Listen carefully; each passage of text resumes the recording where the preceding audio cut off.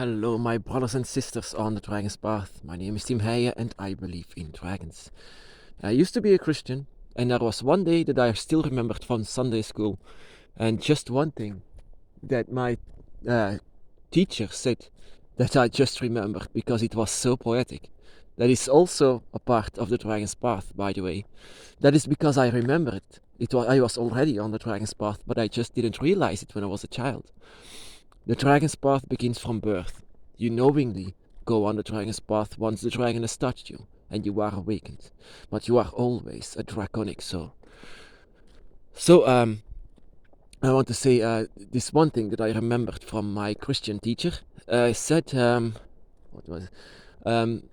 If you do not see the beauty anymore of a beautiful flower that you pass by, if you don't see it anymore, then you are truly blind. That is true. That is so much something that's just remained with me. The reason for that is because it's true. And also the Dragon's Path and everything that has to do with the dragon. The dragon, my brothers and sisters, is a creature and a spirit of nature itself. Even the dragon gods are the embodiments of the elements of nature. And together they are primal powers and primal forces of nature itself. Everything we see is nature, so the dragon is everywhere. And that is what you need to remember. The dragon is everywhere. So the dragon gods are everywhere, and the dragon guardian is everywhere where you go. So wherever you are never alone. The dragon is always there. And the reason why we find a flower mostly because it's beautiful. Why do we think that it's beautiful? It's because we are children of nature.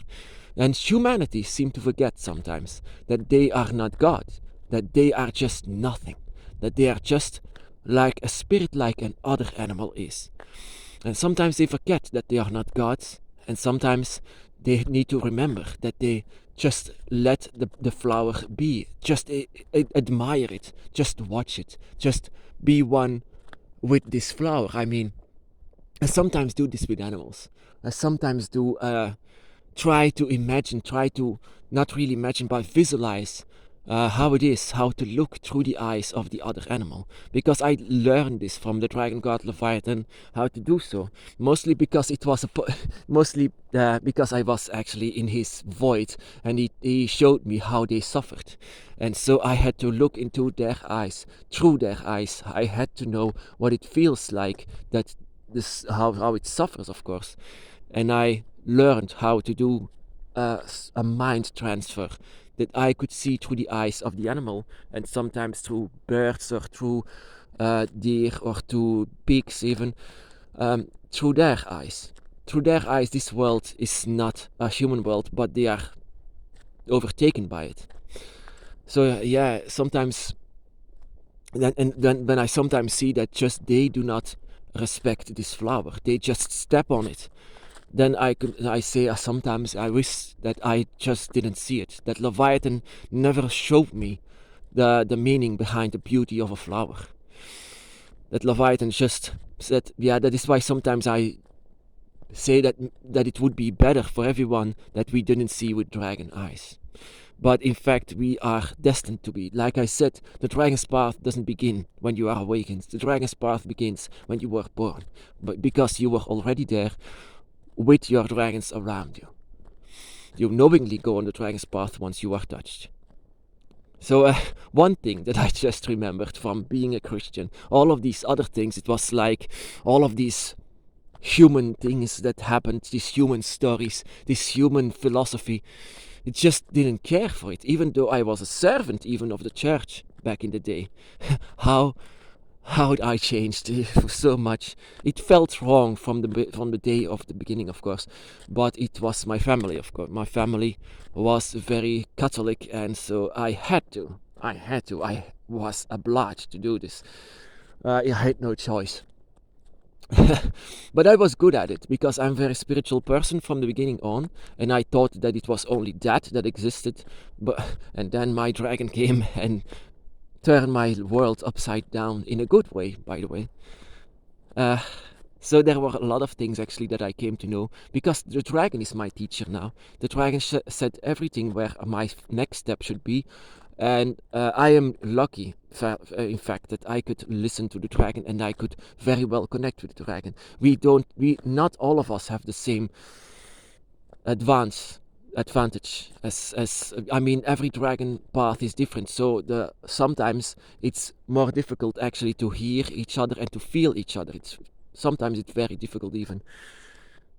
So yeah, the dragon's path, so divided. But in fact, this one philosophy of my Christian teacher that said about this flower, it just resonates with the dragon's path. Because why do we love dragons? Because we are one of them. We are children of them, just like we are children of nature.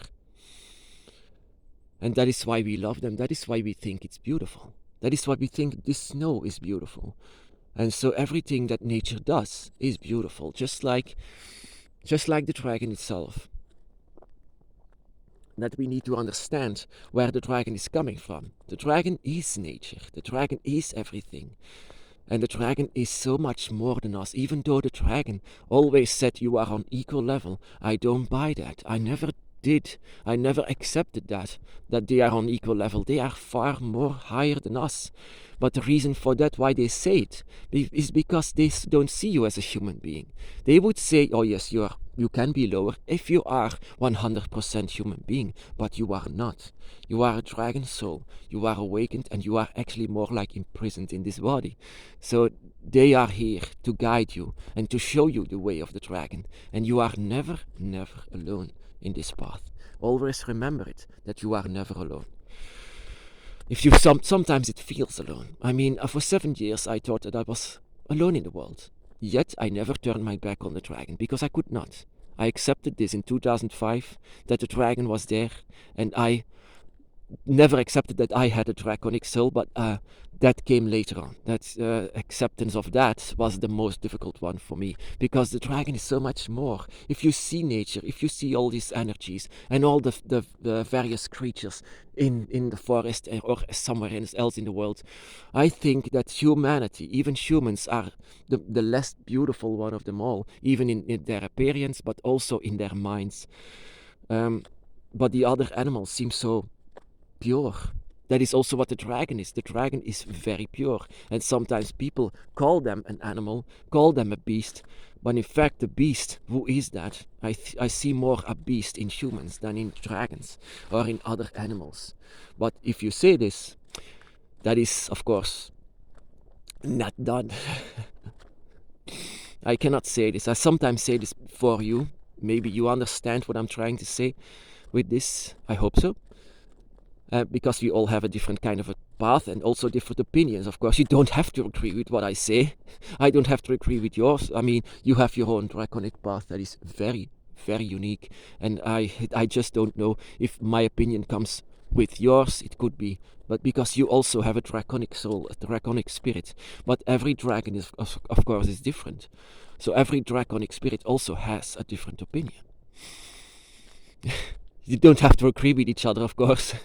It's just a thing. So yeah, the flower. Of course, you don't see flowers anymore because it's snow everywhere. But I could see the beauty of a flower as well, the beauty of the dragon as well. The beauty of the dragon is something that other people cannot see. They see a beast. They see an animal. I see the forces of nature. My brothers and sisters, be blessed.